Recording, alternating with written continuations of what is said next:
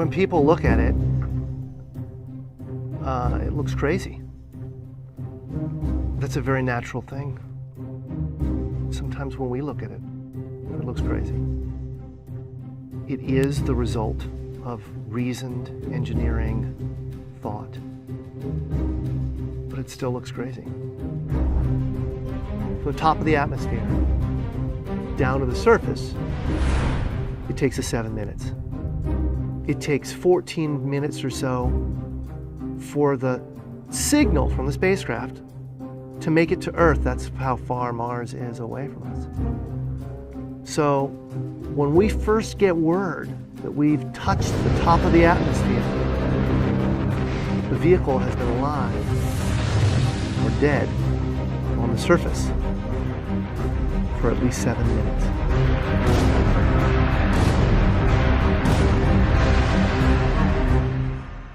Entry, descent, and landing, also known as EDL, is referred to as the 7 minutes of terror, because we've got literally 7 minutes to get from the top of the atmosphere to the surface of Mars, going from 13,000 miles an hour to 0, in perfect sequence, perfect choreography, perfect timing, and the computer has to do it all by itself with no help from the ground. If any one thing doesn't work just right, it's game over. We slam into the atmosphere and develop so much aerodynamic drag. Our heat shield, it heats up and it glows like the surface of the sun. 1,600 degrees. During entry, the vehicle is not only slowing down violently through the atmosphere, but also we are guiding it like an airplane to be able to land in a very narrow, constrained space. This is one of the biggest challenges that we're facing, and one that we had never attempted on Mars. Mars is actually really hard to slow down because it has just enough atmosphere that you have to deal with it. Otherwise, it will destroy your spacecraft. On the other hand, it doesn't have enough atmosphere to finish the job. We're still going about 1,000 miles an hour. So at that point, we use a parachute. The parachute is the largest and strongest supersonic parachute that we've ever built to date. It has to be able to withstand 65,000 pounds of force, even though the parachute itself only weighs about 100 pounds.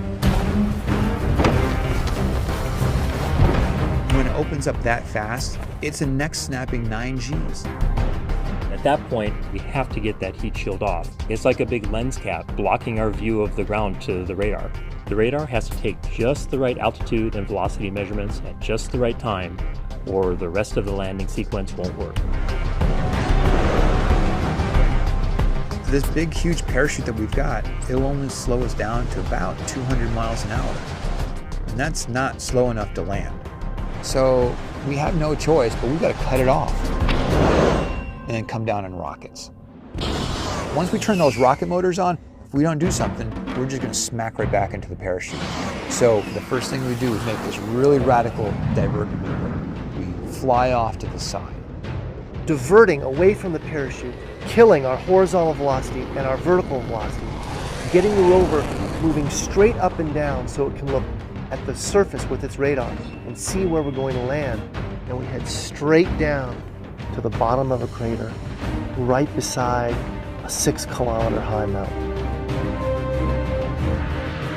We can't get those rocket engines too close to the ground, because if we were to descend propulsively with our engines all the way to the ground, we would essentially create this massive dust cloud. That dust cloud could then go and land on the rover. It could damage mechanisms and it could damage instruments. So the way we solve that problem is by using the sky crane maneuver. 20 meters above the surface, we have to lower the rover below us on a tether that's 21 feet long, and then gently deposit it on its wheels on the surface.